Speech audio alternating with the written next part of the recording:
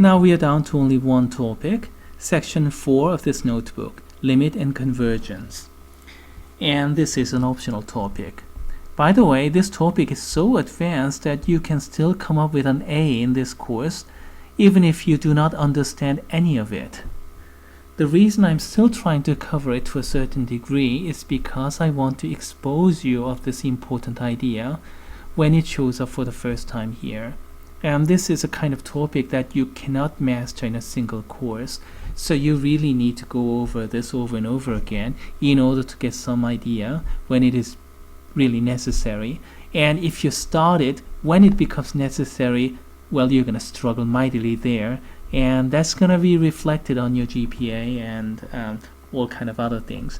So I'd like to start a little bit early, even though I'm not going to write any exam problems or anything like that.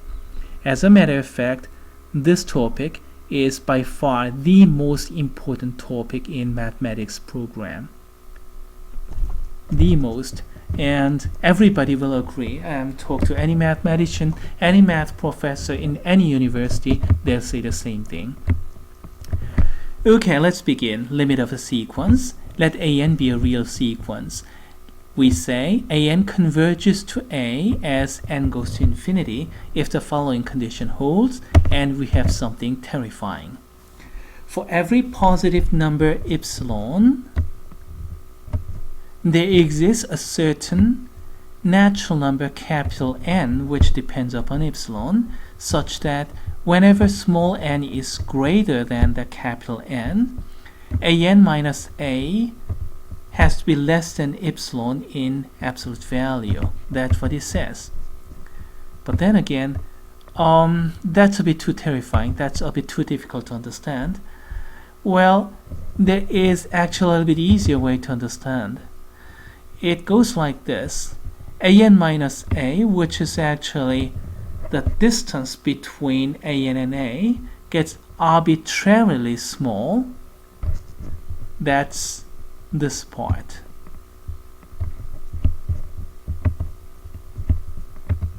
Less than epsilon, where epsilon is arbitrary positive real number. As n gets sufficiently large. As a matter of fact, I didn't have to do the color coding, it's already down here. Well, okay. Well, I started color coding, so let's do it here.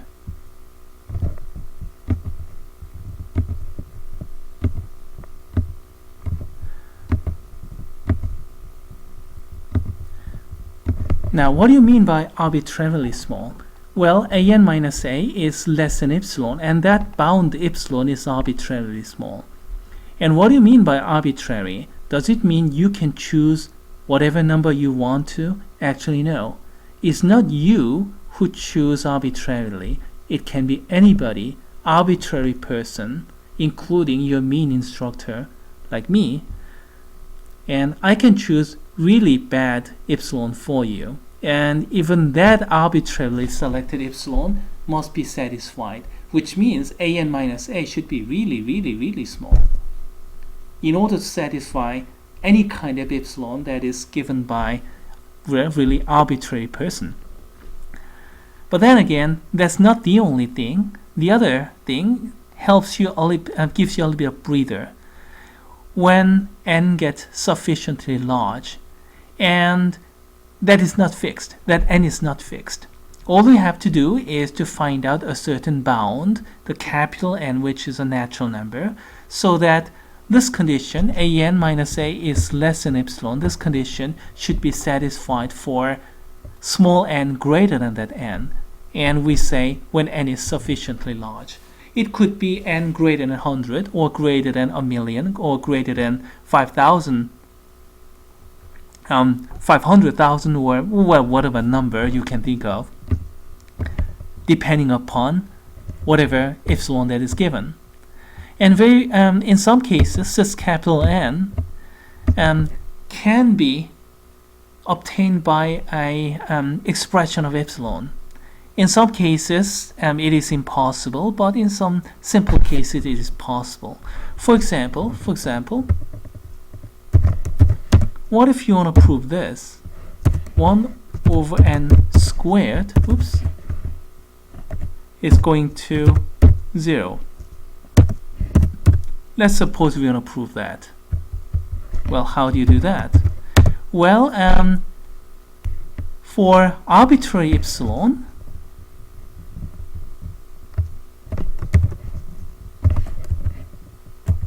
and that's arbitrarily selected, so you don't really meddle with that. And then for sufficiently large n, so you have to find out appropriate bound, which is capital N, and that capital N should be related to this epsilon, should be dependent upon this epsilon. This is very special case that you can actually find out n value as an expression of epsilon.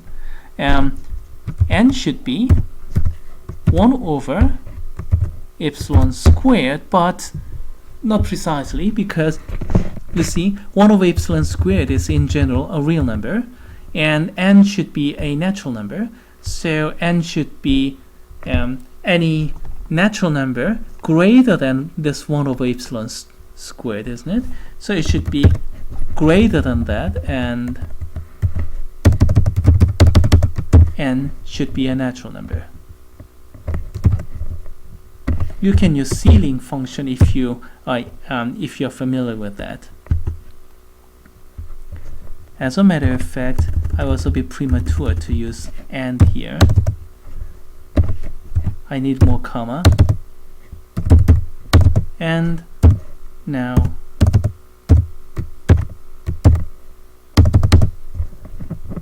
okay, if you have multiple commas, the last one has n. That's usually American grammar. So here it is.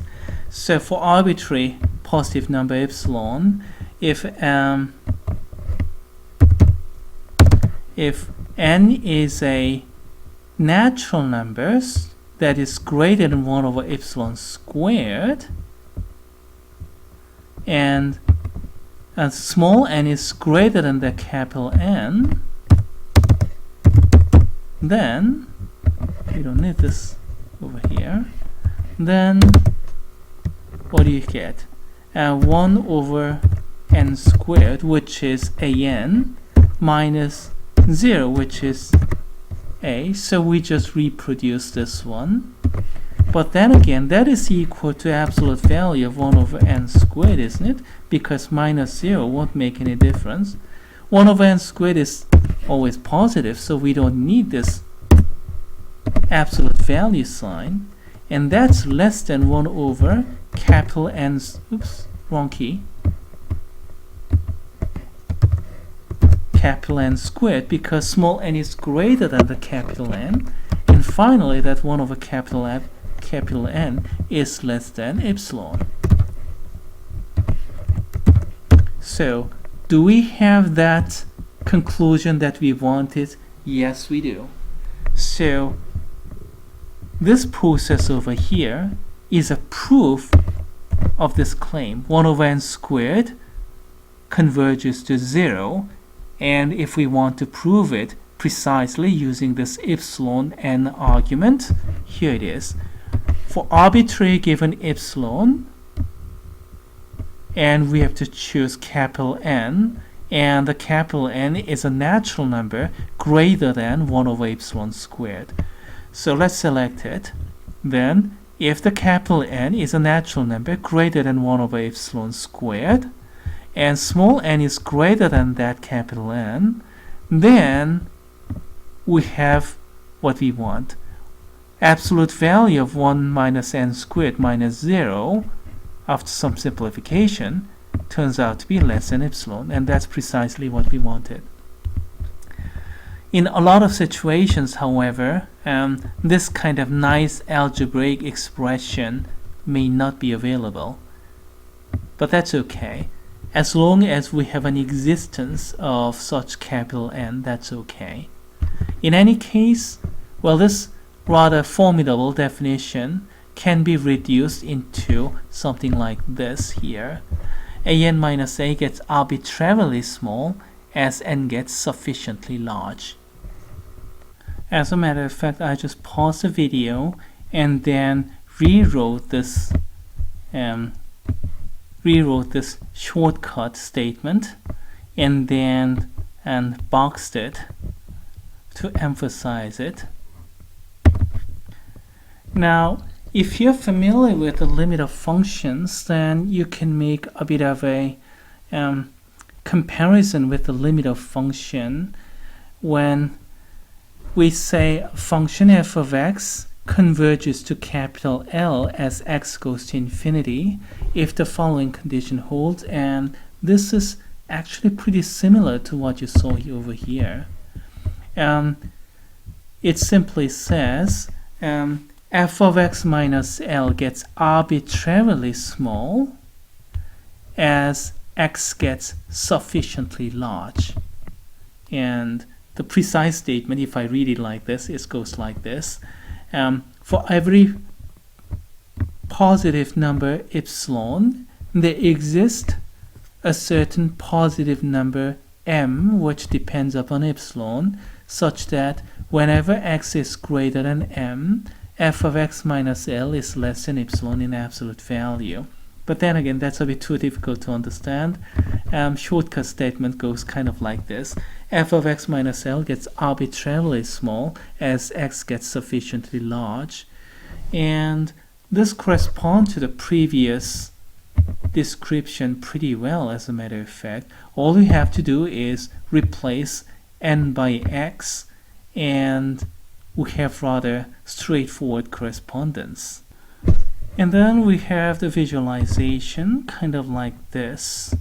And these are all for limit of functions, which is a little bit more general. As a matter of fact, if you want to visualize limit of a sequence, then instead of those wriggly curves, we'll have a bunch of dots that are converging into a certain horizontal line here. And that horizontal line is going to be y equals to L. Let's see, the visualization as f of x is approaching to L, as x is going to infinity, is kind of like this. The smaller epsilon we have, the bigger the m value. And the green one gives you relatively nice epsilon value, sufficiently large epsilon value, 0.5. So there is no reason to select really big M0 in this case. If you consider smaller epsilon value like this blue, like about 0.2 or 0.25, I think, maybe 0.3, it's difficult to read. In that case, as you can see, the black bold part was moved a little bit to the right, which means M1, M value got a little bit bigger. Now, if I take even smaller epsilon, then as you can see, the black part was shifted even far more to the right. So M value got even bigger. So the green, blue, and red are there, and the green gives you large epsilon value, consequently small m0, the starting point of this black bold part, and then blue gives you a little bit smaller epsilon value, consequently a little bit larger m value, the starting point of this bold black part. Now if you look at the third picture, then epsilon got even smaller, so the m value got even bigger, pushed back even further. Now if you use similar kind of idea to sequences, then instead of these wriggly curve, we'll have bunch of dots. And here's a visualization of a sequence case. You have bunch of dots following some curves, as you can see in these pictures, and then the one pictured along with the epsilon bound. Basically, this picture and the pictures you saw before are talking about exactly the same thing as these here, except that, well, these curves look a little bit better.